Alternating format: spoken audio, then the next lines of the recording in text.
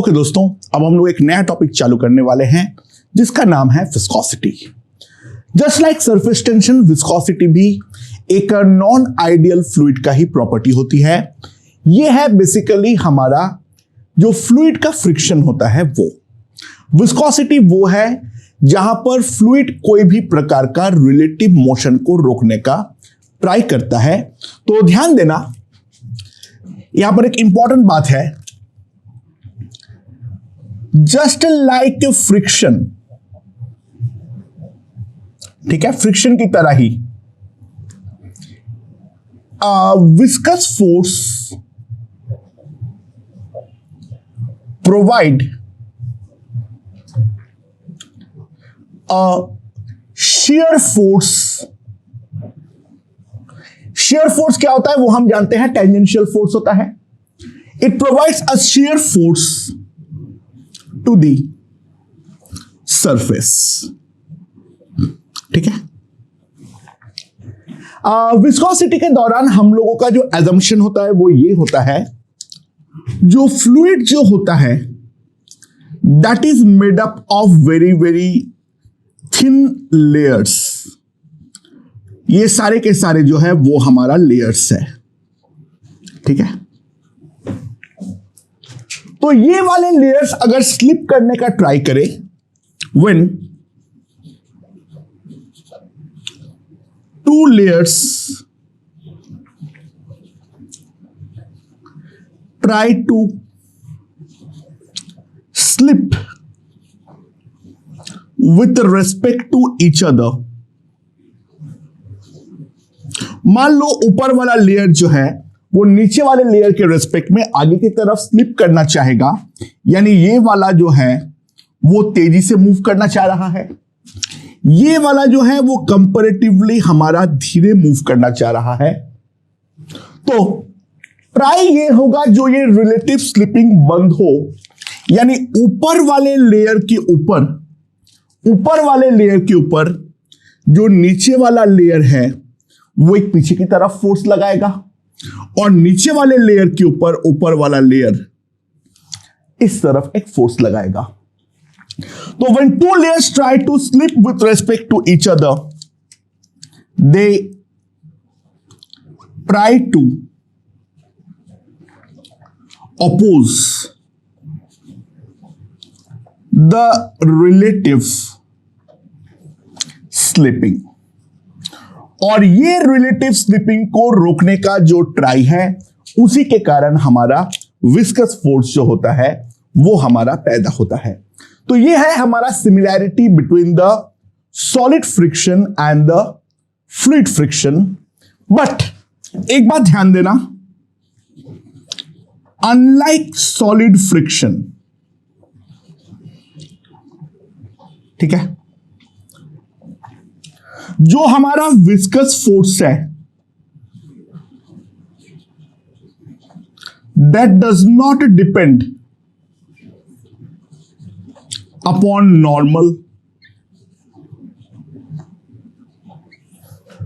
जो हमारा solid friction force है वो हमारा नॉर्मल फोर्स पे डिपेंड करता है, बट विस्कस फोर्स जो है वो हमारा नॉर्मल फोर्स पर डिपेंड नहीं करता है। Depends upon the contact area. Obviously बात है, सॉलिड फ्रिक्शन हमारा कॉन्टैक्ट एरिया पे डिपेंड नहीं करता है, वो केवल और केवल टोटल नॉर्मल फोर्स पे डिपेंड करता है। मास m में हमारा कॉन्टैक्ट एरिया a है या 2a है, इट नेवर मैटर्स, बट यहां पर हमारा मैटर करेगा। And a very important difference, it also depends upon temperature, ठीक है, it also depends upon temperature. अच्छा, ये जो लेयर एनालिसिस है वो बेसिकली हम लोग लिक्विड के लिए करते हैं। गैस के लिए ये लेयर एनालिसिस उतना ज्यादा वैलिड हमारा नहीं रहता है। खैर, हम लोग तो यहां पे फ्लूइड के बारे में बात जब कर रहे हैं तो generally we talk about only liquids, हम गैस को पूरी तरीके से यहां पर भूल जाते हैं। तो सॉलिड फ्रिक्शन और लिक्विड फ्रिक्शन में कुछ सिमिलैरिटीज है, दोनों रेजिस्टिव है, दोनों रिलेटिव स्लिपिंग को रोकने का ट्राई करता है, बट वहीं पे हमारा सिमिलैरिटी जो है वो हमारा एंड होता है। मेजर जो डिफरेंस है वो दो बात पे है। एक है हमारा नॉर्मल पे डिपेंड नहीं करेगा, जो हमारा सॉलिड फ्रिक्शन का सबसे इंपॉर्टेंट टर्म है, और दूसरा जो है वो है हमारा यहां पर जो कांटेक्ट एरिया है उस पर फ्रिक्शन फोर्स डिपेंड करेगा, जो सॉलिड के केस में डेफिनेटली हमारा डिपेंड नहीं करता था। इसके अलावा एक और माइन्यूट बात है, जो हमारा फ्लूइड फ्रिक्शन है उस पर टेम्परेचर डिपेंडेंस दिखता है, बट सॉलिड फ्रिक्शन का टेम्परेचर डिपेंडेंस एज सच हम कंसिडर नहीं करते हैं। ठीक है, वो तो ऑब्वियस सी बात है, फ्लूइड के मॉलिक्यूल्स हमारे ज्यादा मूवेबल हैं, तो टेम्परेचर का जो इफेक्ट है मूवमेंट ऑफ पार्टिकल्स के ऊपर वो फ्लूइड के केस में डेफिनेटली काफी ज्यादा होगा एज कंपेयर टू सॉलिड। इस बात पे हमें सबसे पहले तो ध्यान देनी है। ये है हमारा मेन मुद्दे की बात। तो इसके बाद अब हम लोग इसके मैथमेटिकल एनालिसिस पे जाते हैं। लेट्स सी, एकदम एक सिंपल केस। अगर मान लो हमारा ये नीचे वाला सरफेस स्टेशनरी है और इसके ऊपर हमारा फ्लूइड है, हम इसके ऊपर एक प्लेट को मूव कराना चाहते हैं with a velocity of v। ठीक है, अच्छा, जो हमारा कांटेक्ट एरिया है नीचे का वो है हमारा ए जो है वो हमारा कांटेक्ट एरिया है। ठीक है, ऑब्वियसली बात है, हम लोग जो पहले ही बात किए हैं वो इस कांटेक्ट एरिया पर डेफिनेटली डिपेंड करेगा। तो फ्लूइड जो होगा वो हमारे बहुत पतले पतले लेयर्स के सहारे बनेंगे। तो यहां पर जो फ्लूइड है between the lower surface and जो वाला चीज को हम लोग मूव कराना चाहते हैं उनके बीच में मान लो ये लेयर्स है, तो एकदम जो टॉप मोस्ट लेयर है वो इसके साथ मूव करना चाहेगा, तो इसका वेलोसिटी v होगा, और जो बॉटम मोस्ट लेयर है वो वाला हमारा लोअर सरफेस के साथ चिपका हुआ होने के कारण इसका वेलोसिटी डेफिनेटली 0 होगा। तो जैसे जैसे मैं ऊपर से नीचे आऊंगा, ये ऊपर से डिस्टेंस को अगर मैं z बोलता हूं, तो basically we will get a velocity profile like this, यानी z जैसे जैसे इंक्रीज हमारा इंक्रीज करेगा उसका वेलोसिटी v जो है वो हमारा डिक्रीज करेगा। Now this is called the velocity profile. Velocity profile क्या होती है वो समझ में आ चुका होगा। जो z के साथ हमारा v का ग्राफिकल डिपेंडेंस दिखाने का तरीके को हम लोग बोलेंगे उसका वेलोसिटी प्रोफाइल। ठीक है, अच्छा, तो a resistive force F will get applied on the plate। Plate के ऊपर एक रेजिस्टिव फोर्स जो है वो लगेगा। तो इसको अगर कांस्टेंट वेलोसिटी v से मुझे मूव करानी है तो जस्ट लाइक सॉलिड फ्रिक्शन हम लोगों को एक्सटर्नल फोर्स F जो है वो हमें प्रोवाइड करते रहना पड़ेगा। तो यहां पर अब हम बात करेंगे न्यूटन्स लॉ ऑफ विस्कोसिटी का। तो विस्कस फोर्स का प्रॉपर्टीज के रिगार्डिंग, उसके मेजरमेंट के रिगार्डिंग न्यूटन ने जो है वो हमारा काफी काम किए थे। तो उन्होंने सबसे पहले जो बोले that force F is directly proportional to A। उन्होंने और भी बोले that force F is proportional to dv by dz। dv by dz is called the velocity gradient। ठीक है, ये फोर्स F बेसिकली दो चीज पर डिपेंड करता है for a given fluid. Force is directly proportional to the contact area. More the area, more will be the resistive force. And that also depends upon the velocity gradient. Force is directly proportional to dv by dz. तो force जो होगा that will be proportional to A into dv by dz for a given fluid. पर obvious सी बात है ये वाला force जो होगा वो हमारा फ्लूइड पर भी डेफिनेटली डिपेंड करेगा, क्योंकि फॉर एग्जांपल अगर मैं सेम प्लेट को सेम वेलोसिटी से सेम थिकनेस के अलोंग मूव कराने जाऊं तो वाटर में हमें कम फोर्स को झेलना पड़ेगा as compare to honey. Honey is a highly viscous fluid. So जो हमारा प्रोपोर्शनैलिटी कांस्टेंट होगा उसको हम लोग रिप्रेजेंट करते हैं ईटा से. तो F equals to minus eta A into dv by dz.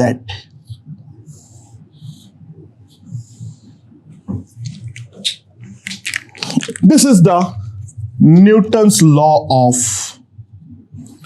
Viscosity. Okay. Now, eta क्या है? ईटा is the property of the fluid. ईटा जो है वो हम लोग जो फ्लूइड का देखना चाह रहे हैं उस फ्लूइड का प्रॉपर्टी होती है. Eta is called the coefficient of viscosity. Eta is called the coefficient of viscosity. So this is the Newton's law of viscosity, जो ये वाला चैप्टर का सबसे पहला मैथमेटिकल रिजल्ट है. यहां तक हम लोगों ने क्वालिटेटिव एनालिसिस किए थे. अब हम लोग यहां पर उस फोर्स को क्वांटिफाई करना चाह रहे हैं. तो वो वाला फोर्स का क्वांटिफिकेशन सबसे पहले हम लोगों के लिए करता है न्यूटन साहब.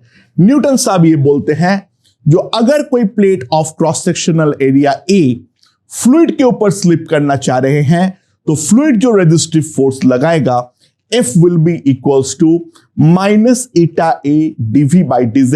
अच्छा y माइनस साइन क्यों है? ऑब्वियस सी बात है dv by dz is negative.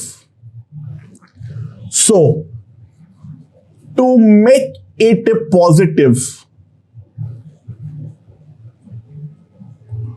we have to consider, क्योंकि हम लोग यहां पर तो फोर्स का केवल मैग्नीट्यूड के बारे में बातचीत कर रहे हैं. F ऑब्वियसली हम जानते हैं रेजिस्टिव फोर्स है, यानी इसके ऊपर जो F लगेगा वो डेफिनेटली हमारा बैकवर्ड लगने वाला है. So to make it positive we have to consider a minus sign. ठीक है. अच्छा, ईटा जो है वो हमारा फ्लूइड का प्रॉपर्टी है और जैसे कि हम लोगों ने पहले बातचीत किए थे ईटा डिपेंड्स अपॉन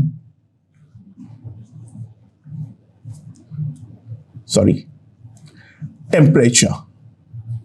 ईटा हमारा टेम्परेचर पर डिपेंड करेगा.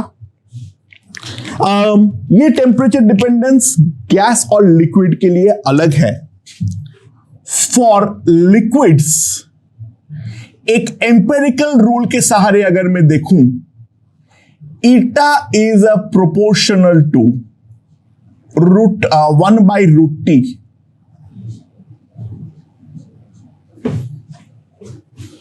ठीक है. ईटा जो होता है वो अप्रोक्सीमेटली 1/√T के साथ प्रोपोर्शनल होता है फॉर लिक्विड्स. तो सिंपल सी बात है,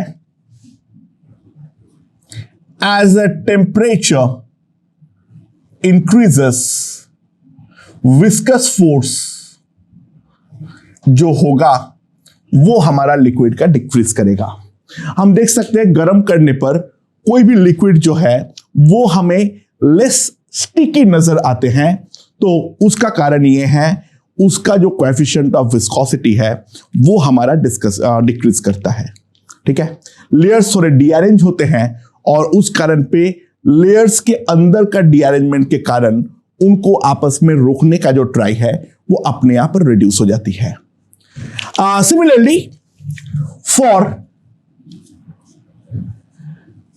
गैसेस,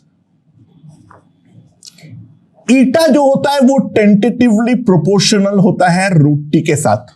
ये एम्पेरिकल फॉर्मूलाज है, वो एग्जैक्टली रूट टी के साथ प्रोपोर्शनल नहीं होता है, वो भाड़ में जाए।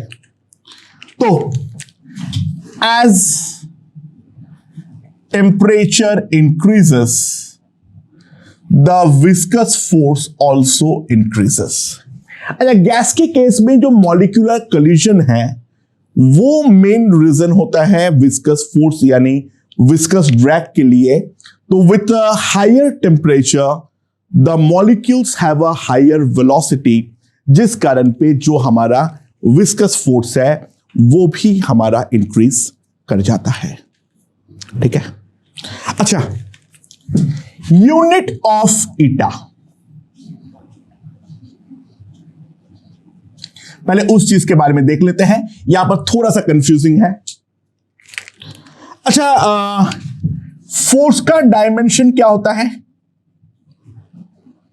किलोग्राम मीटर पर, मतलब डायमेंशन बात करूं अगर मैं, तो m l t to the power -2 dimension के टर्म्स में। डायमेंशन ऑफ एरिया वो है L², और dimension of dv by dz, dv है मीटर पर सेकेंड और dz है हमारा मीटर, तो मीटर मीटर गॉन, तो यहां पर हमारा डायमेंशन होगा t to the power of -1। So जो हमारा ईटा का डायमेंशन होगा वो क्या है? That is m l to the power -1 t to the power -1। ठीक है, अच्छा, SI unit of eta will be kilogram per metre second, और इसका एक नाम है, वो ध्यान रखना है, दैट इज कॉल्ड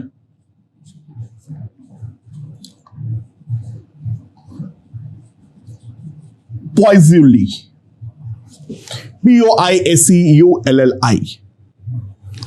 इसका जो किलोग्राम मीटर पर सेकेंड को हम लोग जो बोलते हैं that is called Poiseuille. But इसका जो इंपॉर्टेंट यूनिट है वो है CGS unit, that will be gram per centimetre second. And gram per centimetre second को हम लोग जो बोलते हैं that is the most common unit, that is the poised. अच्छा, अगर मैं रिलेशन बनाना चाहूं, सो 1 पॉइज़ुली क्या होगा? 1 kg divided by 1 metre into 1 second, and that can be written also as 1000 gram. 1 meter is 100 centimeter, और ये है 1 second. That will be 10 gram per centimeter second, and so we can write it as 10 poise. We can write it as 10 poise. Okay, so 1 Poiseuille is equals to 10 poise। दोस्तों normally एक बात ध्यान देना, Poiseuille का इस्तेमाल हम करते नहीं है। तुम्हें क्वेश्चंस में जो यूनिट दिया हुआ होगा वो हमेशा ध्यान देना पॉइज में ही होगा। कोएफिशिएंट ऑफ विस्कोसिटी का जो ट्रेडिशनल यूनिट है that is always poise.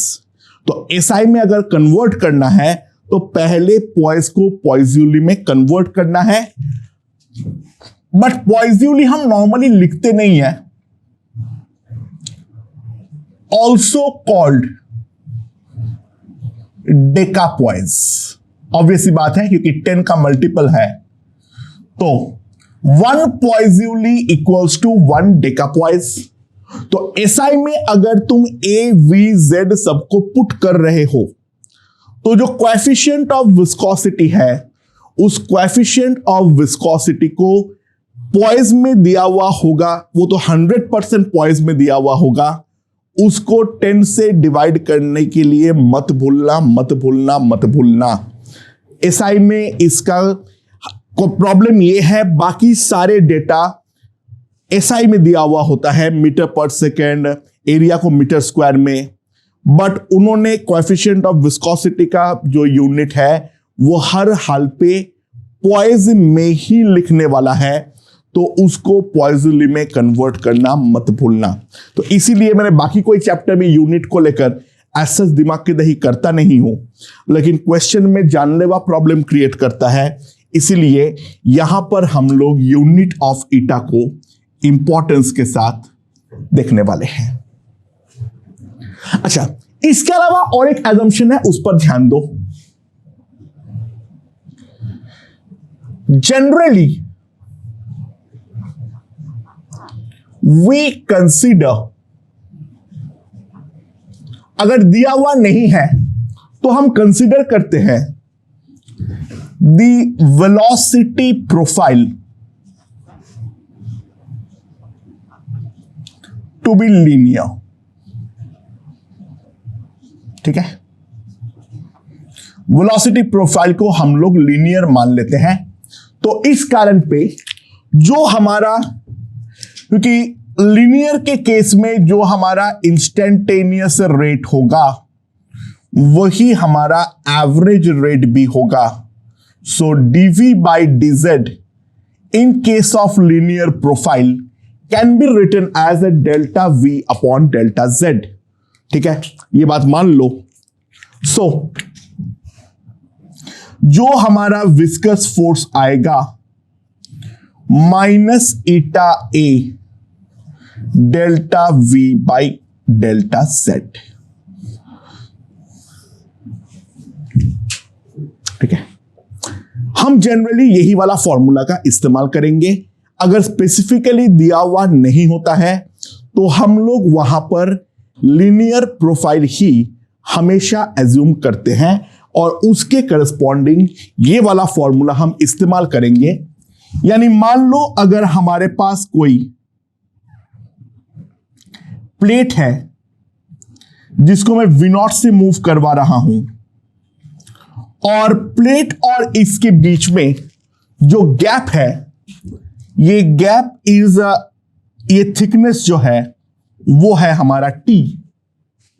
So viscous force का जो वैल्यू आएगा magnitude wise that will be simply eta A V0 by T।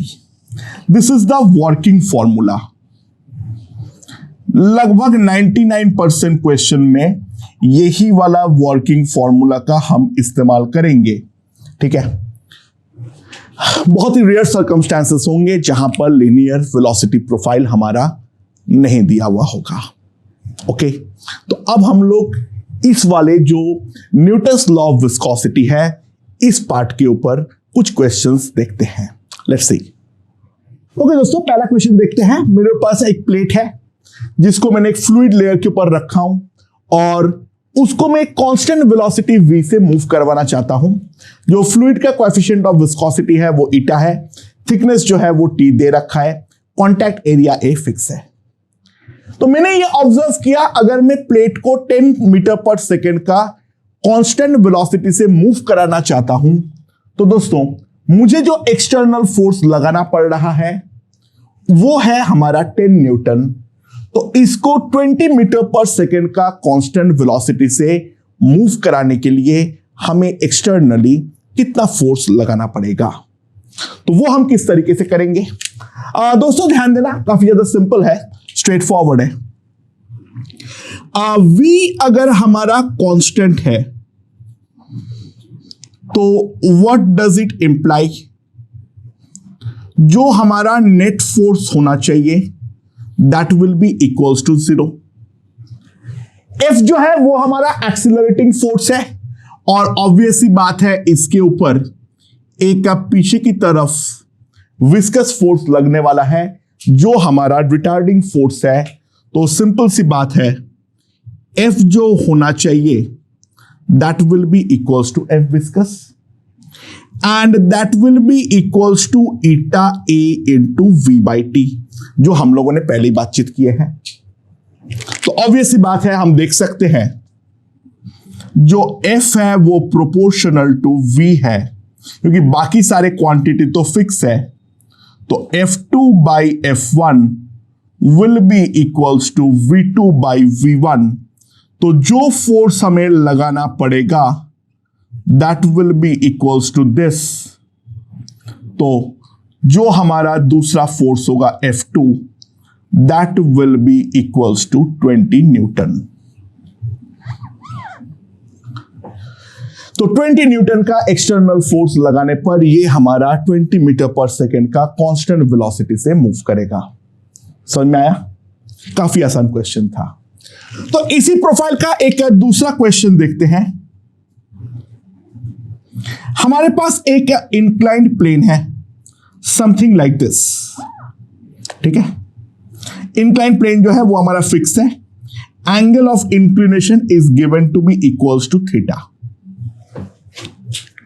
और अब जो है इसके ऊपर एक पतला सा फ्लूइड का लेयर है, like this is a very thin fluid का लेयर। और ये वाला फ्लूइड का जो कोएफिशिएंट ऑफ विस्कोसिटी है वो है हमारा ईटा, और इसका जो थिकनेस है that is equals to t. इसका जो थिकनेस है that is equals to t. अब इसके ऊपर एक क्यूब जो है वो हमारा रखा हुआ है, this is a cube.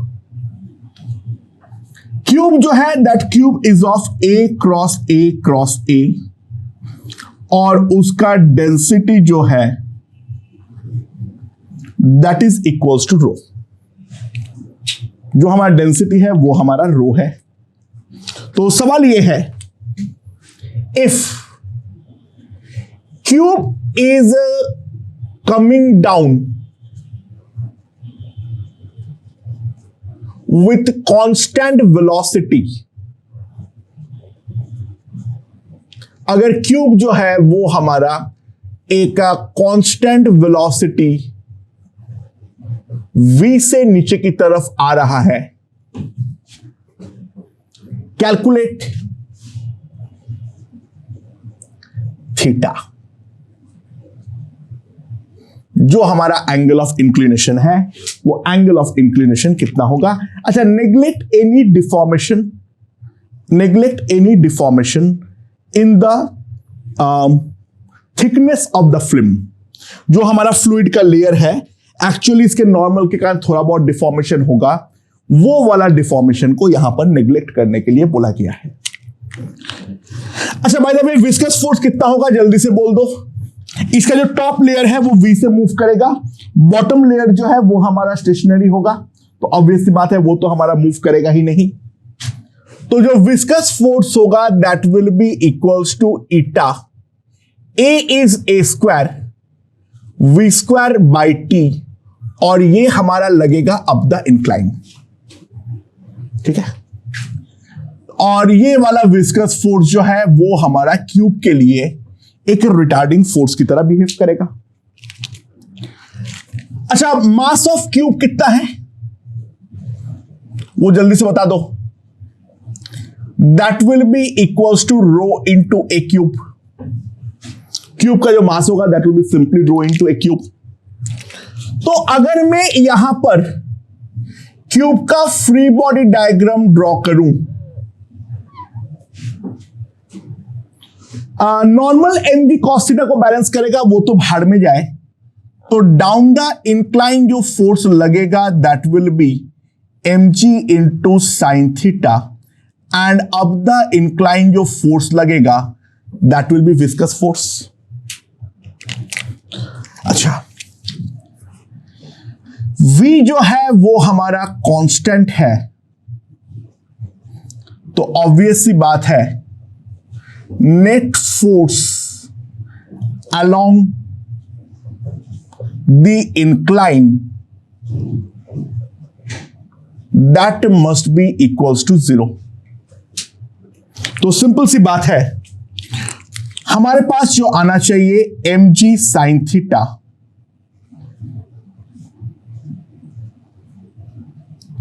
that must be equals to viscous force v by t। And यहां से अगर मैं कंप्यूट करूं तो मेरे पास साइन थीटा का वैल्यू कितना आ जाएगा,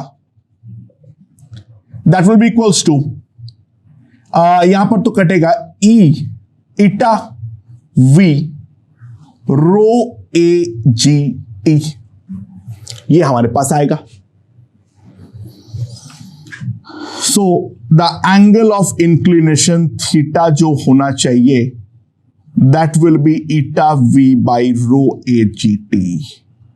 सिंपल, काफी ज्यादा सिंपल क्वेश्चन है, इसमें ज्यादा कोई दिमाग लगाने वाली बात तो एज सच नहीं है। ठीक है, अच्छा ऑब्वियसली बात है ये वाला क्वांटिटी हमारा 1 से छोटा होना चाहिए, मतलब 1 या 1 से छोटा होना चाहिए, अदरवाइज हम बोलेंगे कोई सॉल्यूशन हमारा एग्जिस्ट नहीं करता है।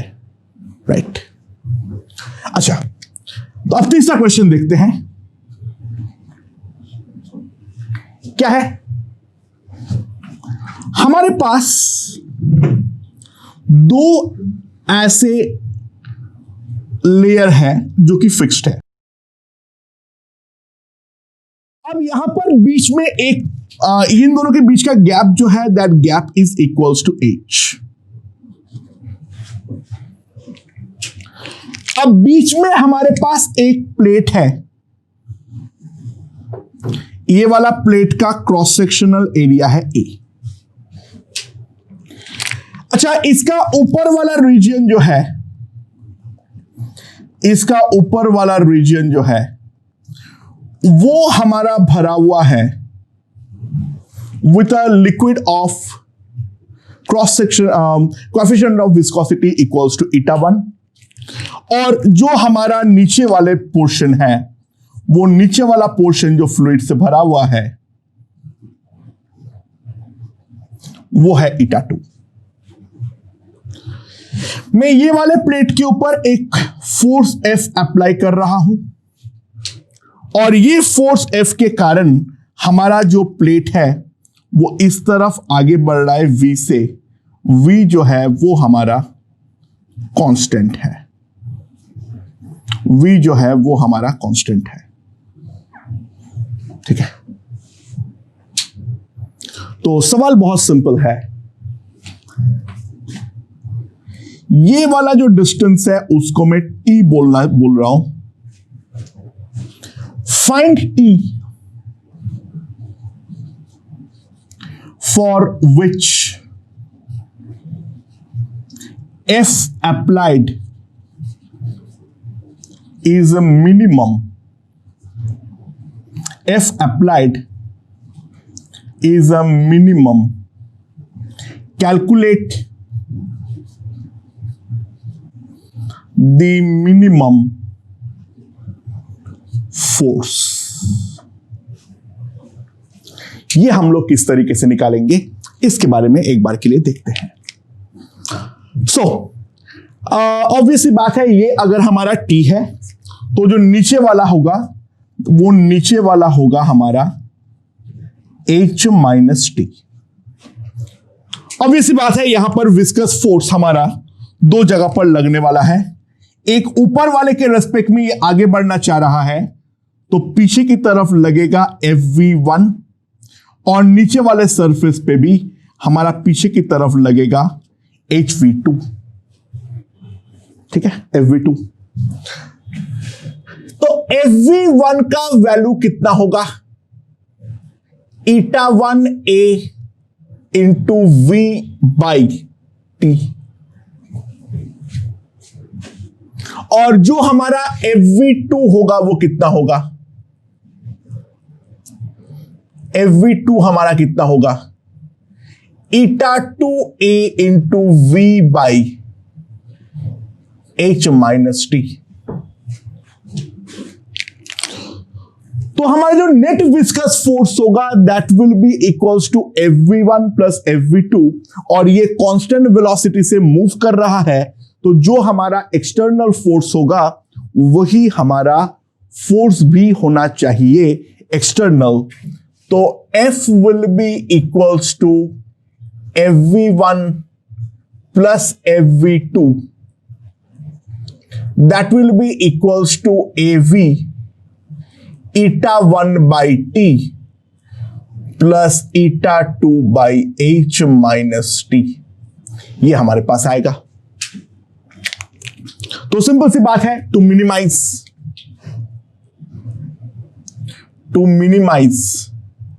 हम क्या लिख सकते हैं?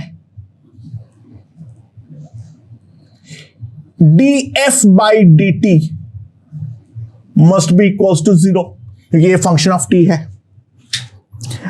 ए इंटू वी तो जाए भाग में, तो मेरे पास क्या आएगा? Minus eta1 by t square, इसका differentiation, plus eta2 by H minus t का whole square.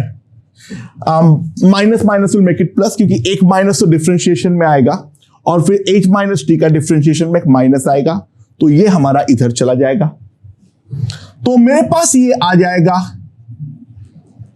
eta1 by t square will be equals to eta2 by this, तो eta1 into H minus t square is equals to eta2 into t square. So simply इसका अगर मैं root ले लेता हूं, root eta1 into H minus t root eta2 into t, तो जो हमारा थिकनेस आएगा T, root over eta1 into H by root over eta1 plus root over eta2। ये हमारे पास ये जो लोकेशन है यहां पर लगाने पर हमें मिनिमम फोर्स जो है वो लगाना पड़ेगा। बाय द वे ये मिनिमम है, कैसे मालूम है? दो एक्सट्रीम केस देख लो, अगर T हमारा 0 होगा तो ये वाला टर्म इनफाइनाइट हो जाएगा, और T अगर हमारा H होगा तो दूसरा वाला टर्म जो होगा वो हमारा इनफाइनाइट हो जाएगा। तो मैक्सिमम का तो सवाल पैदा ही नहीं होता है, तो डिफरेंशिएट करके जो हमारा आया है वो डेफिनेटली हमारा मिनिमम ही आया है। तो जो हमारा नेट फोर्स आ रहा है मिनिमम, यहां पर पुट कर दो A into V eta1 by T, तो eta1 बाई टी कितना आएगा? देख लो, यहां पर eta1 तो एक रूट eta1 हमारे पास ऊपर बचेगा, into root over eta1 plus root over eta2, by नीचे H बचेगा, उसको मैं बाहर कर दे रहा हूं, और यहां पर जो टर्म बचेगा वो सिमिलरली बचेगा root over eta2 root over eta1 plus root over eta2। ये हमारे पास टर्म बचेगा। सो जो हमारा F मिनिमम आएगा, ठीक है, that will be equals to AV by H। यहां का टर्म्स अगर मैं देखूं N1 2 root eta1 eta2, sorry eta1 2 root eta1 eta2 plus eta 2 and we can clearly see it is root eta 1 plus root eta 2 का whole square। तो जो minimum value of force होगा that will be equals to AV by H root eta 1 plus root eta 2 का whole square। That is the minimum value of force that has to be applied और उसके लिए मुझे इस location पे वो वाला प्लेट को रखना पड़ेगा। अगला क्वेश्चन देखते हैं, लेट्स सी क्या है। हमारे पास एक डिस्क है ऑफ मास m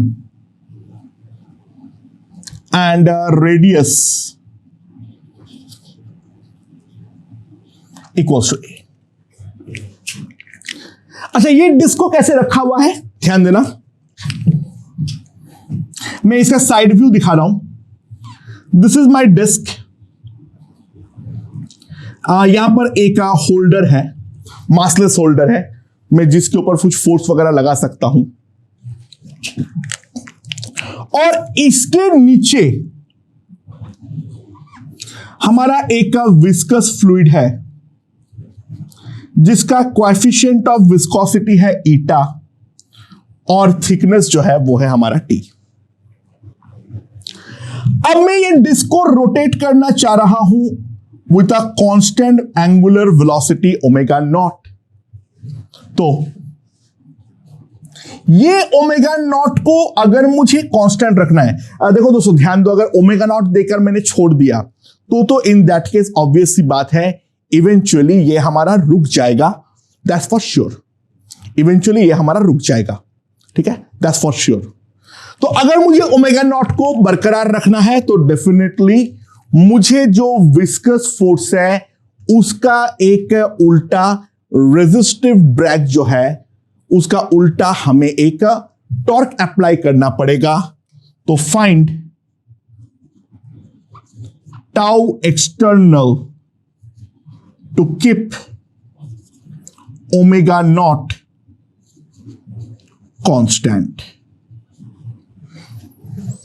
अगर हमें ओमेगा नॉट को कांस्टेंट मेंटेन करना है तो इन दैट केस हमें एक्सटर्नल टॉर्क जो है वो कितना लगाना पड़ेगा। This is the side view. दोस्तों कोई भी पॉइंट पे मान लो डिस्क का अगर जो भी वेलोसिटी है, ये वेलोसिटी जो दिखाया हूं तुम लोग के बोर्ड के बाहर है, ये वाला पॉइंट हमारा स्टेशनरी है, तो उस कारण पे हमारा जो विस्कस फोर्स है उसके ऊपर प्लेन के अंदर लगने वाला है, ये वाले पॉइंट पे। तो मैं ये वाला डिस्क का एक बॉटम व्यू लेता हूं, मैं ये वाला डिस्क का एक बॉटम व्यू लेता हूं at a distance of x from here. मैं अगर एक बहुत पतला सा स्ट्रिप काटूं ऑफ थिकनेस dx, तो दोस्तों ध्यान देना यहां पर जो भी हर पॉइंट का वेलोसिटी होगा that will be equals to omega x. ये वाले पॉइंट का जो वेलोसिटी होगा that will be equals to omega naught into x, और ये वाले ओमेगा नॉट एक्स के कारण जो हमारा विस्कस फोर्स लगेगा, यहां पर अगर बहुत छोटा एरिया में सोचता हूं तो वो बहुत छोटा एरिया के कारण जो लगेगा विस्कस फोर्स वो हमारा टेंजेंशियल डायरेक्शन में लगने वाला है, समथिंग लाइक दिस। यहां पे हर जगह पे ऐसे रेजिस्टिव हमारा जो ओमेगा नॉट है, ओमेगा नॉट किस डायरेक्शन में है, ओमेगा नॉट जो है वो हमारा इस डायरेक्शन में है मान लो, तो हमारे ऊपर ऐसा रेजिस्टिव टॉर्क जो है वो हर जगह पर अप्लाई होने वाली है। ओके, अच्छा फोर्स का नेट वैल्यू तो डेफिनेटली जीरो आएगा, लेकिन टॉर्क जो है वो हमारा सारे के सारे डेफिनेटली इकट्ठा होने वाला है, सारे के सारे टॉर्क का डायरेक्शन सेम होने वाला है। अच्छा, इसका एरिया जो है वो डीए में कितना बोल सकता हूं, ये वाले टुकड़े का जो है वो है 2 pi x into D x. ये तो हम लोगों ने पहले ही जानते हैं। तो मैग्नीट्यूड वाइज विस्कस फोर्स का जो नेट वैल्यू आएगा, मैं सारे मैग्नीट्यूड्स को डायरेक्टली ऐड कर दे रहा हूं, ठीक है, I am adding the magnitudes, क्योंकि देखो टॉर्क बाकी इंटीग्रेट करूंगा फोर्स का वो तो जीरो ही आएगा, क्योंकि ऑब्वियस सी बात है, देख सकते हो डायमेट्रिकली ऑपोजिट पॉइंट में डेफिनेटली एक दूसरे को कैंसिल आउट करने वाला है। तो जो विस्कस फोर्स का मैग्नीट्यूड आएगा वो कितना आएगा, मैग्नीट्यूड का सम आएगा, that will be eta into 2 pi x into dx। v के जगह पर आएगा omega naught x by t, और ये टॉर्क लगाएगा about the axis of rotation, और एक्सिस ऑफ रोटेशन से डिस्टेंस जो है that is equals to x। तो हमारा जो विस्कस टॉर्क आएगा that will be equals to Fv into x। तो 2 pi eta omega naught by t into x cube dx। तो दिस इज द सॉरी मैं डी लिखना भूल गया था, डी लिख दो, ठीक है। So d of tau v कितना आएगा, d of f v into x. तो टाउ वी जो हमारे पास आने वाला है, the net viscous torque, that will be 2 pi eta omega naught by t integral x cube dx, जहां पे x हमारा इंटीग्रेट होता है from 0 to r, sorry a। अच्छा दोस्तों एक बात ध्यान देना, यहां पर कोई एंगुलर रिटार्डेशन वगैरह का फंडा नहीं है, तो आई अल्फा वाला टॉर्क की कोई जरूरत नहीं है। अगर अल्फा होता तो हमें इस मास की रिक्वायरमेंट होती, यहां पर मास का कोई रिक्वायरमेंट जो है वो डेफिनेटली हमारा नहीं है, ठीक है। हमें ये वाला क्वेश्चन का एक सब्सिडरी क्वेश्चन कराता हूं। सो जो नेट टाउ विस्कस है, मैग्नीट्यूड वाइज तो एक्सटर्नल टॉर्क भी वही होगा, हाँ बस डायरेक्शन जो होगा वो ऑब्वियसली ऑपोजिट आने वाला है। ये अगर एंटी क्लॉकवाइज है तो दूसरा क्लॉकवाइज टॉर्क लगेगा, बट कुल मिला के विस्कस टॉर्क यहां पे क्लॉकवाइज है, तो हमें टॉर्क जो लगाना पड़ेगा वो एंटी क्लॉकवाइज लगाना पड़ेगा, and that will be equals to pi eta omega naught a to the power 4 by 2t, ठीक है।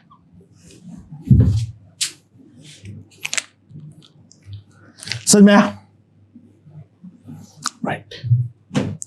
अच्छा थिकनेस को एक बार के लिए काम करो, टाइम लाऊंगा तो फिर दिक्कत हो जाएगी। टाइम को मैं रिप्रेजेंट जो कर रहा हूं वो मैं कर रहा हूं एस से, टाइम को जो मैं रिप्रेजेंट कर रहा हूं वो एस से कर रहा हूं, ठीक है। टाइम जो है रिप्रेजेंटेड एज एस, ये टी मैंने थिकनेस के लिए यूज कर लिया, वो टी में कंफ्यूजन क्रिएट होगा। मान लो हमारा जो एक्सटर्नल टॉर्क है वो 0 है, find omega as f of s, find omega as f of s. कैसे करूंगा, जो हमारा विस्कस टॉर्क है that will be equals to pi eta omega naught a to the power 4 by 2t, that will be equals to I alpha.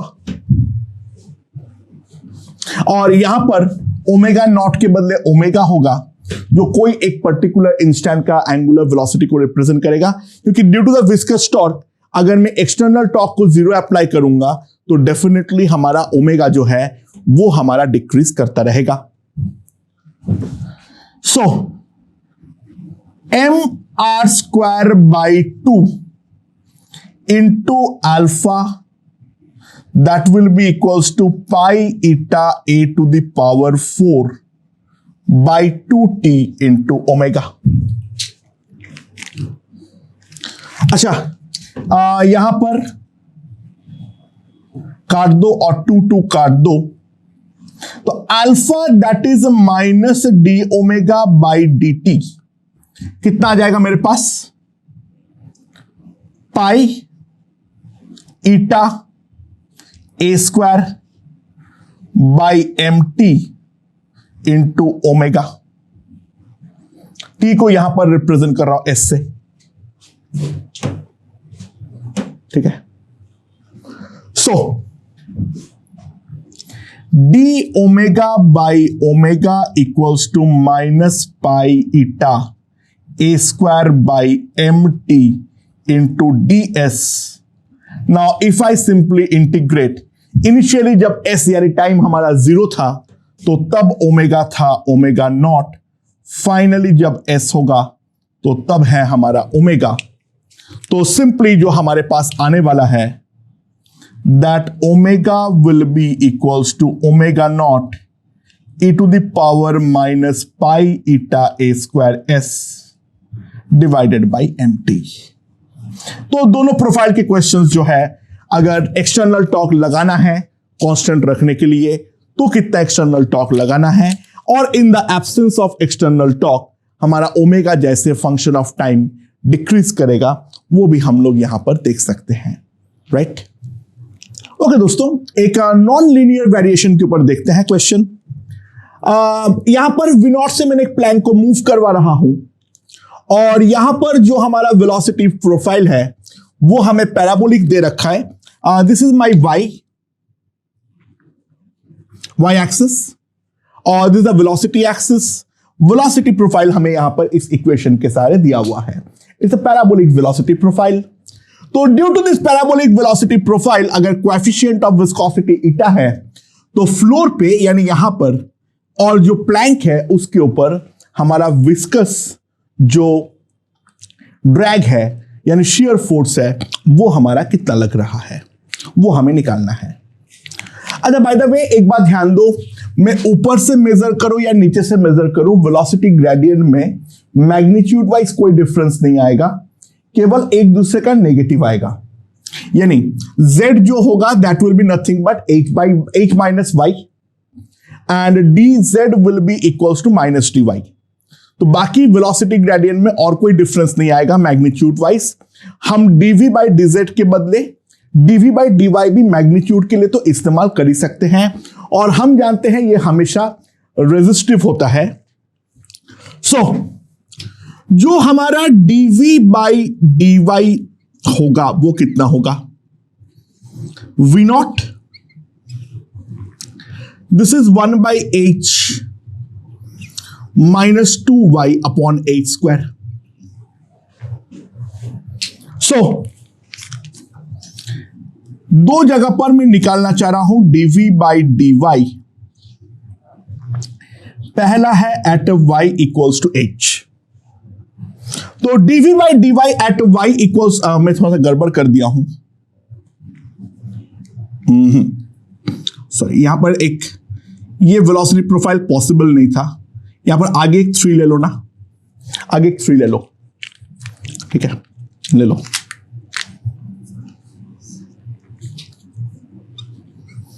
Okay, ये हमारा simple differentiation है।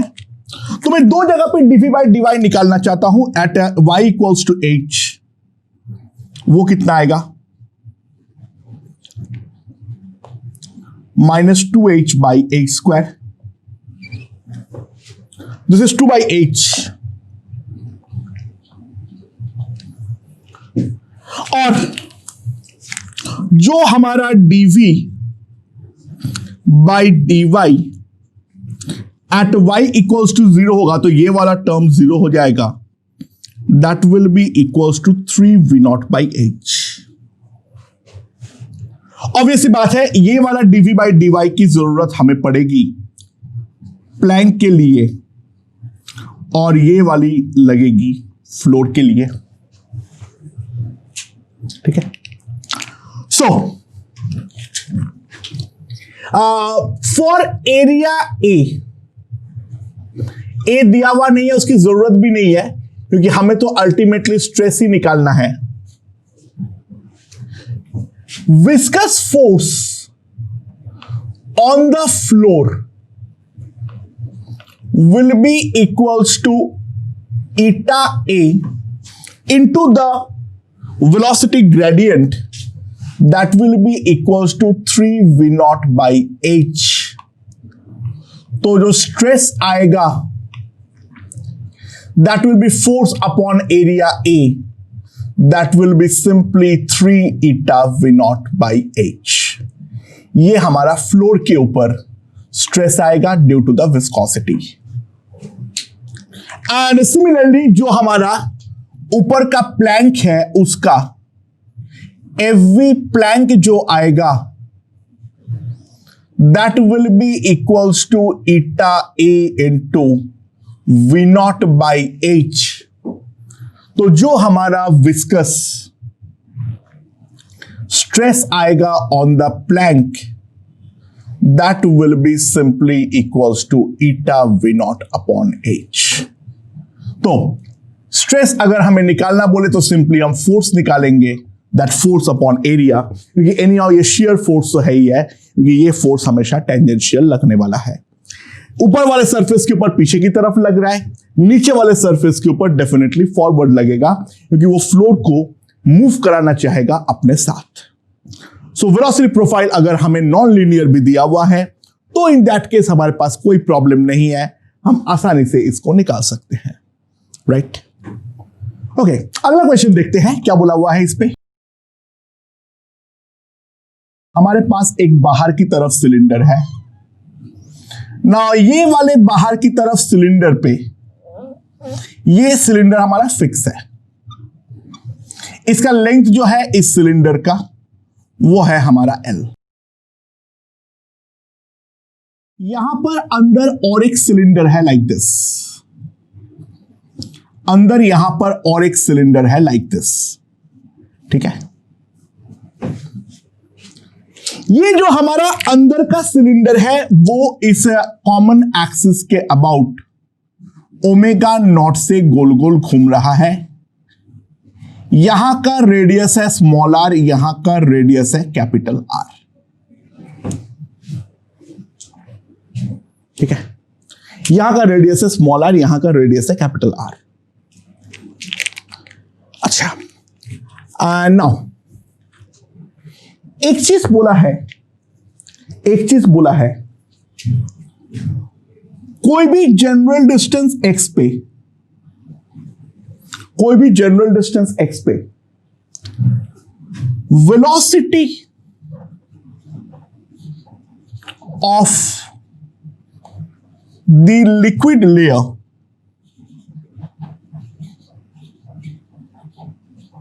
Has a quadratic relation with x।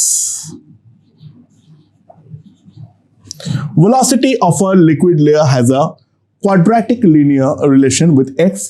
बहुत सारे quadratic relation हो सकता है, उसके अंदर जो मोस्ट ऑब्वियस वाला quadratic linear है वो वाला निकालो, ठीक है। quadratic वाला relation है वो निकालो। अच्छा, यहां पर जो अंदर का जो लिक्विड है, ये लिक्विड का कोएफिशिएंट ऑफ विस्कोसिटी है ईटा। ये वाला लिक्विड का जो कोएफिशिएंट ऑफ विस्कोसिटी है वो दे रखा है ईटा। तो calculate tau external required to maintain omega naught. अच्छा, पहले एक बार इस क्वेश्चन को सॉल्व कर देते हैं फॉर लीनियर प्रोफाइल, ठीक है। फॉर लीनियर वेलोसिटी प्रोफाइल, ठीक है। मैं इस क्वेश्चन के साथ संबंध नहीं रख रहा हूं, पहले मैं एक बार लीनियर प्रोफाइल के लिए सॉल्व कर देता हूं। तो इसका अगर मैं टॉप व्यू देखूं, ये हमारा अंदर का सिलेंडर है और अंदर का सिलेंडर पे जो भी हमारा पेरिफेरल वेलोसिटी है वो पेरिफेरल वेलोसिटी डेफिनेटली किसी भी पॉइंट पे अगर हम देखें it will be omega small r, और यहां का पेरिफेरल वेलोसिटी जो है वो है हमारा 0। तो delta v by delta z जो आएगा, delta v by delta z जो आएगा, that will be simply equals to omega small r capital R minus small r, क्योंकि हम लिनियरली डिक्रीज कर रहे हैं। अगर मैं वो एज्यूम करूं तो delta v by delta z का ये टर्म आएगा। इसका मॉड के बारे में मैं बात कर रहा हूं। तो जो हमारा पेरिफेरल विस्कस फोर्स लगेगा, अगेन नेट मैग्नीट्यूड तो 0 होगा, मैं मैग्नीट्यूड्स का सम निकाल रहा हूं। तो Fv का जो वैल्यू होगा that will be eta A। A is nothing but 2 pi RL, ठीक है, जो टोटल क्रॉस सेक्शनल एरिया इसके विसिनिटी में है, into omega small r by capital R minus small r। तो जो हमारा विस्कस टॉर्क होगा और वो टॉर्क जो होगा वो उसके लिए एक्सियल डिस्टेंस तो r रहने वाला है, तो tau viscous will be equals to Fv into r। तो viscous torque will be simply 2 pi eta L omega, यहां पर r स्क्वायर, तो यहां पर हो जाएगा r cube divided by capital R minus small r। और कांस्टेंट ओमेगा मेंटेन करने के लिए यही हमारा टाउ एक्सटर्नल होना भी जरूरी है। ऑब्वियसली ऑपोजिट डायरेक्शन में मैग्नीट्यूड वाइज तो वैल्यू हमारा यही होने वाला है। अच्छा, यहां पर बोला है अगले वाले पे, जो हमारा कोई भी लेयर का वेलोसिटी होता है वो हमारा x के साथ क्वाड्रेटिक रिलेशन रखता है। तो दोस्तों, जो कोई भी पॉइंट का जो velocity as a function of x है, that can be taken as ax square plus bx plus c, ठीक है। बट इसका एक ऑब्वियस रूट जो है, इसका जो ऑब्वियस रूट एक है, that obvious root will be equals to x equals to capital R। यानी कैपिटल R पे तो वेलोसिटी हमारा डेफिनेटली 0 होना चाहिए। सबसे पहली बात तो ये हमारा इंपॉर्टेंट है। तो x इक्वल्स टू R जो है वो डेफिनेटली हमारा एक रूट है।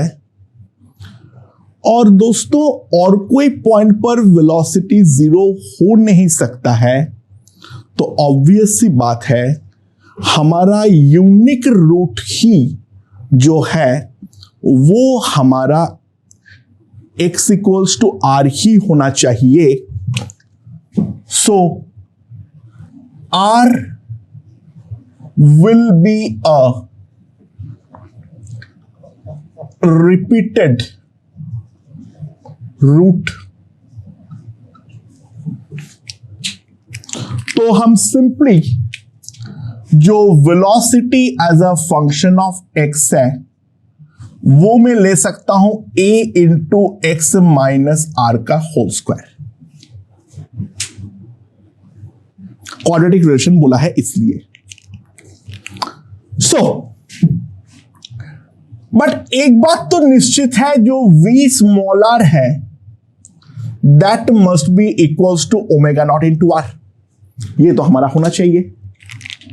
तो सिंपल सी बात है, जो हमारा ओमेगा नॉट r है वो होना चाहिए a कितना है निकालना है, capital R minus small r का whole square. So a will be equals to omega naught small r by capital R minus small r का होल स्क्वायर। तो velocity as a function of r अगर हम निकाले, obviously x बढ़ने पर velocity हमारा कम होना चाहिए। So that will be equals to omega naught r capital R minus small r minus x का whole square. This is the velocity of a liquid layer at a general point x, जो question में दिया हुआ है उसके according. ये वाला logic को समझो, दैट्स वेरी इंपॉर्टेंट। जो हम जनरल क्वाड्रेटिक लेंगे उस पे तो हम पागल हो जाएंगे, बट इसमें हम एक चीज जानते हैं, जो x इक्वल्स टू r पर वेलोसिटी 0 होनी चाहिए, and that should be the only point where it should be equals to 0, और कोई पॉइंट पर तो 0 नहीं होना चाहिए। तो उसके करस्पॉन्डिंग ये इस फॉर्मेट पे हम लेंगे, क्योंकि r इसका एक रिपीटेड रूट होना चाहिए। क्वाड्रेटिक का 2 रूट है, दूसरा रूट का एग्जिस्टेंस नहीं है, ये हम लॉजिकली बोल सकते हैं। So this is the obvious quadratic that we are going to take in the exam, right? So जो हमारा dv बाई dx आएगा, कितना आएगा? Omega naught r into this 2 times r minus x with a minus sign। Obviously बात है, x बढ़ने पर ये हमारा कम होना चाहिए। सो mod of dv by dx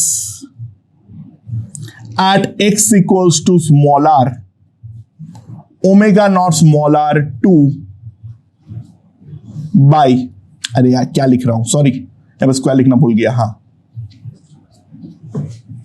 तो ये इस पॉइंट का वेलोसिटी ग्रेडियंट आ जाएगा, that will be equals to -2 omega naught r by capital R minus small r। That will be the velocity gradient at the surface of this. तो जो हमारा viscous force का मैग्नीट्यूड आएगा, जो हमारा विस्कस फोर्स का मैग्नीट्यूड आएगा, that will be eta 2 pi R L into 2 omega naught r by capital R minus small r। Okay, so simply जो हमारा विस्कस टॉर्क आने वाला है, that will B Fv into R।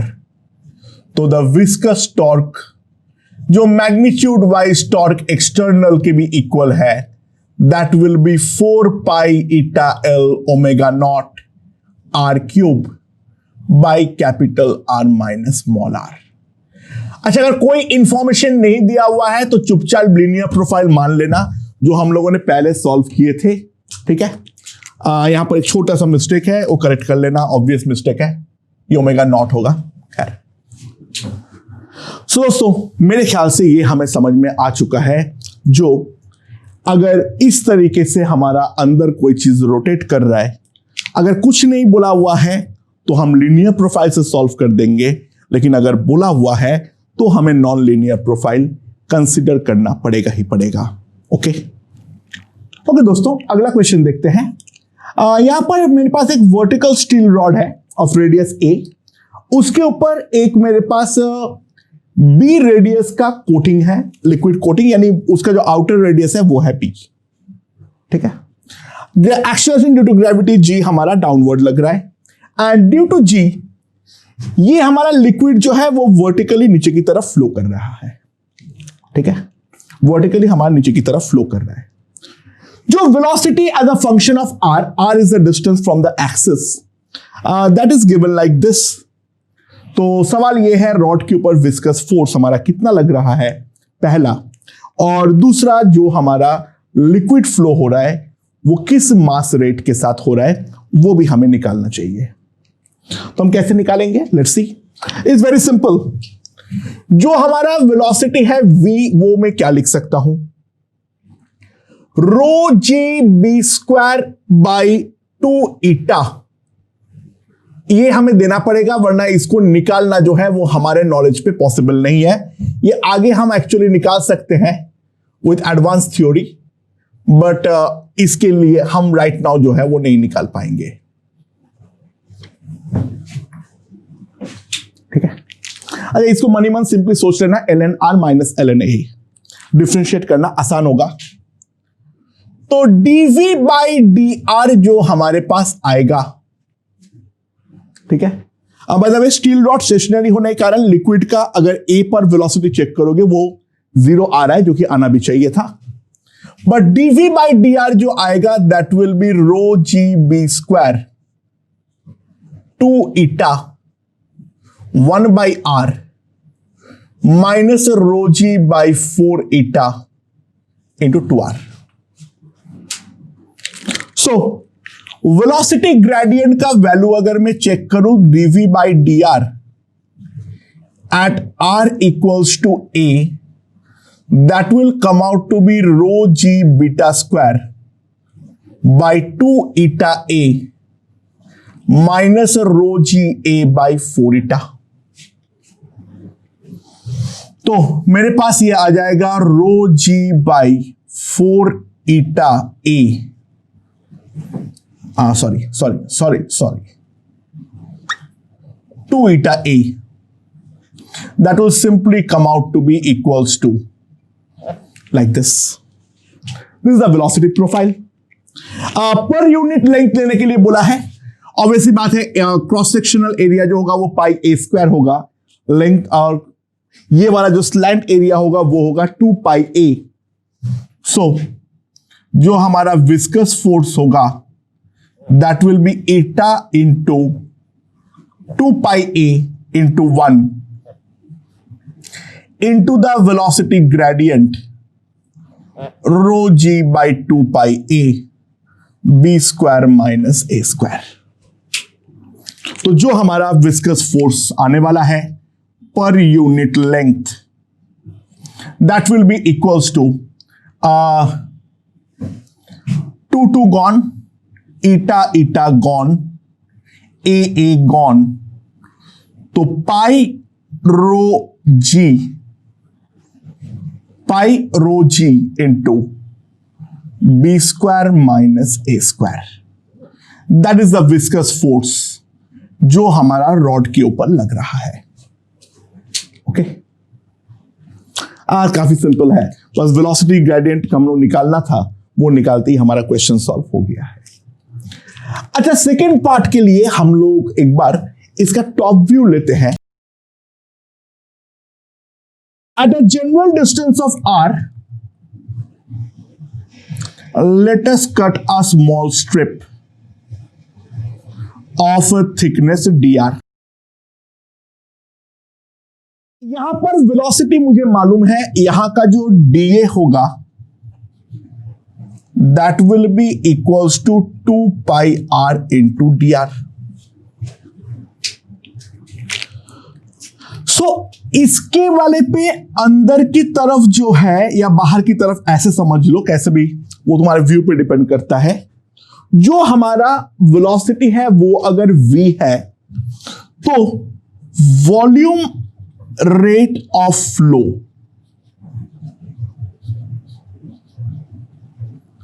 through this strip कितना हो जाएगा? जो हमारा dq होगा that will be equals to 2 pi r dr into v। so 2 pi r into dr into v अगर मैं लिखता हूं, so that will be equals to 2 pi into rho g b square by 2 eta r ln r by a dr minus rho g by 4 eta r square minus a square that into dr, r into। ये हमारा इस particular strip के through का volume rate of flow है। सो दोस्तों, जो हमारा net Q होगा वो कितना होगा? अच्छा, जो टर्म हमारा बाहर जा रहा है उसको पहले बाहर करो। दोस्तों, पहले वाले टर्म में जो आएगा that will be equals to pi rho g b square by eta, ये पहला टर्म है। उसके बाद हमें करना है r into integral ln r बाई a इंटू डी आर, और इसे इंटीग्रेट करना है a टू b minus pi rho g by two eta integral r cube minus a square r d r from a to b. ये हमारे पास volume rate of flow आएगा। अच्छा, इसका सिंपल इंटीग्रेशन कैसे होगा?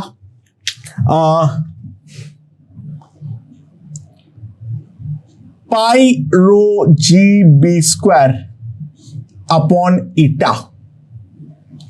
इसके लिए इंटीग्रेशन बाय पार्ट्स करूंगा, ठीक है, इसके लिए इंटीग्रेशन बाय पार्ट्स करूंगा, ठीक है।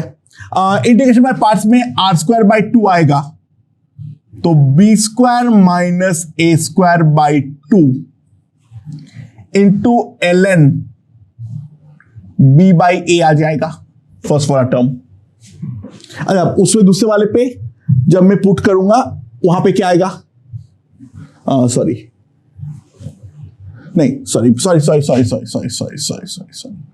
क्या आएगा? ये आर स्क्वायर बाई 2 होगा, यानी b square by 2 l n b by a आएगा।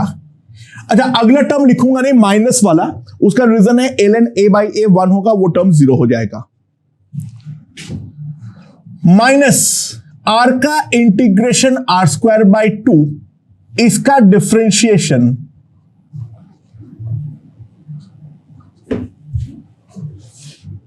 ठीक है, या फिर सिंपली इसको लिख दो 1 बाई आर, भाड़ में जाए, into d r from a to b. L n r minus l n a, उसका डिफरेंशिएशन एल एन 1 सीधा 1 बाई आर, उससे भी वैसे ही आ रहा था चेन रूल लगाते हुए।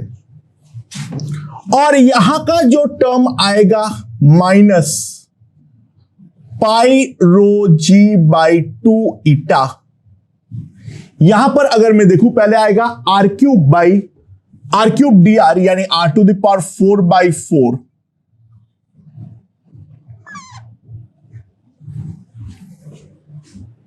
Minus a square into b square minus a square by 2, ठीक है। ओके, तो इंटीग्रेशन हम लोगों का हो चुका है। इसका फाइनल रिजल्ट जो है वो हम निकाल देना। इसमें भी कुछ नहीं है, इसमें r बाई 2 आएगा, इसमें सिंपली उसके बाद 1 बाई 4 आर स्क्वायर आएगा, तो कंप्लीटेड।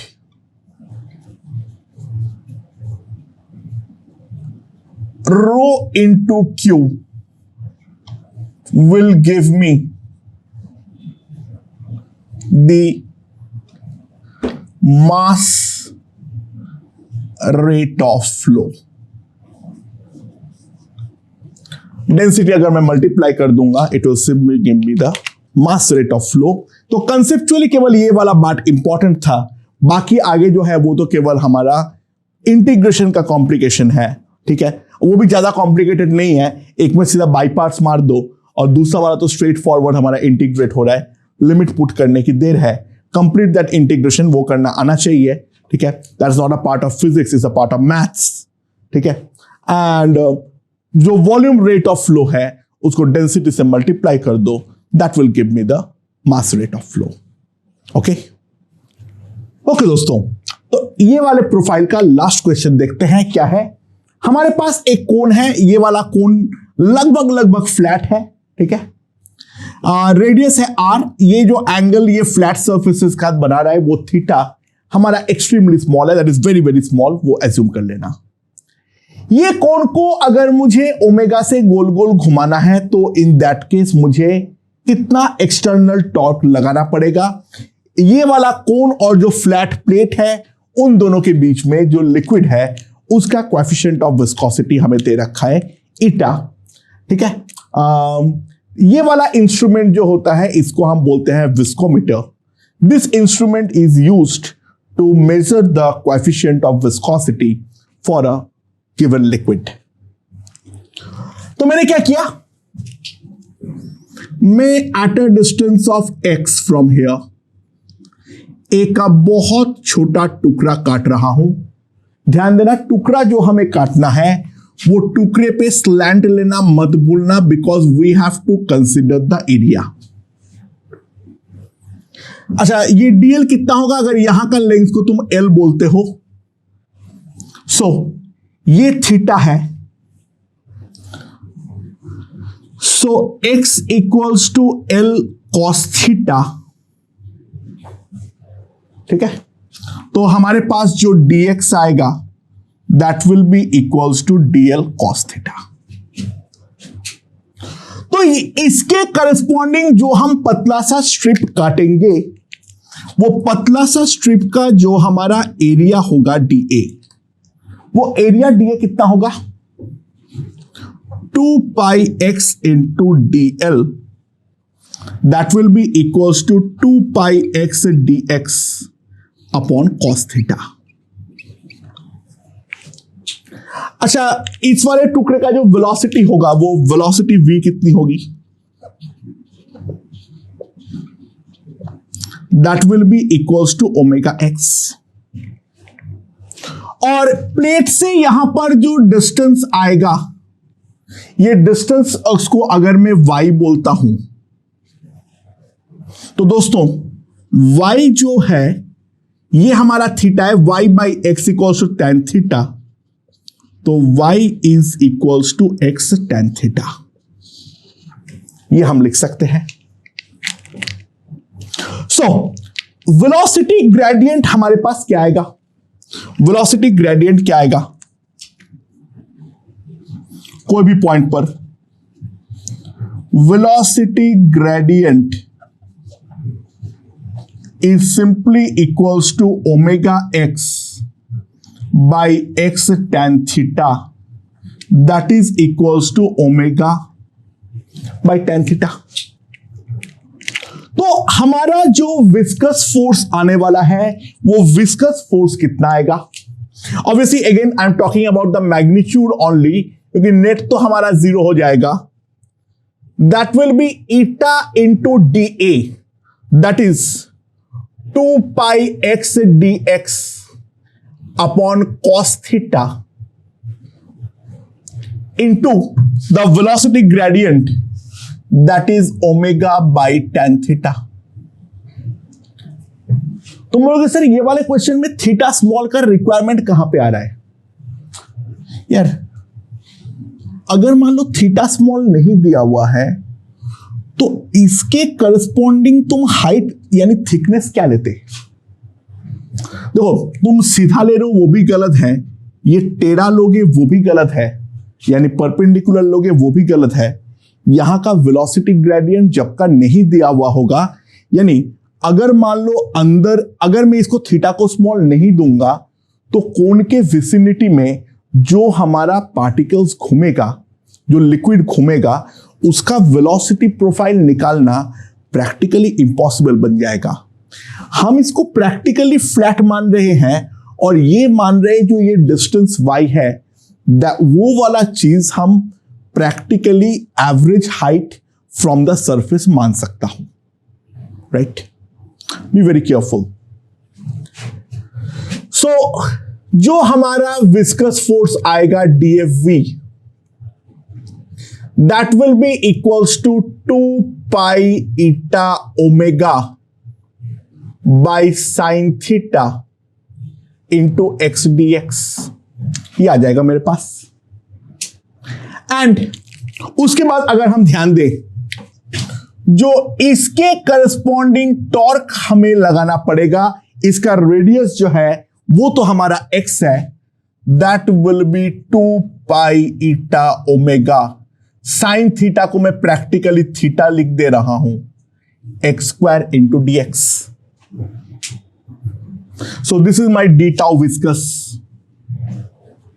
सो सिंपली जो हमारा नेट विस्कस टॉर्क होगा 2 pi eta omega by theta integral x square dx from 0 to r।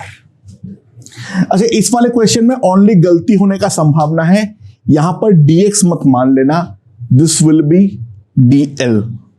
ठीक है, दिस विल बी dl। हमें स्लैंट लेना यहां पर जरूरी है, इस बात को हम समझते हैं पहले।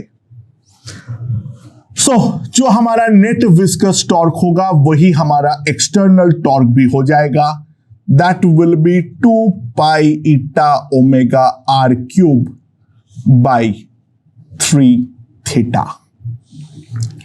मैग्नीट्यूड वाइज जो हमारा विस्कस टॉर्क होगा वही हमारा एक्सटर्नल टॉर्क होना पड़ेगा, तभी तो ओमेगा जो है वो हमारा कांस्टेंट रहने वाला है। तो दोस्तों, न्यूटन्स लॉज ऑफ विस्कोसिटी के ऊपर काफी सारे क्वेश्चन हम लोगों ने कर लिए हैं। अब हम लोग देखने वाले हैं जो अगर कोई विस्कस फ्लूइड के थ्रू एक बॉल मूव कर रहा है तो इन दैट केस उसके ऊपर विस्कस ड्रैग कितना लगता है। ओके।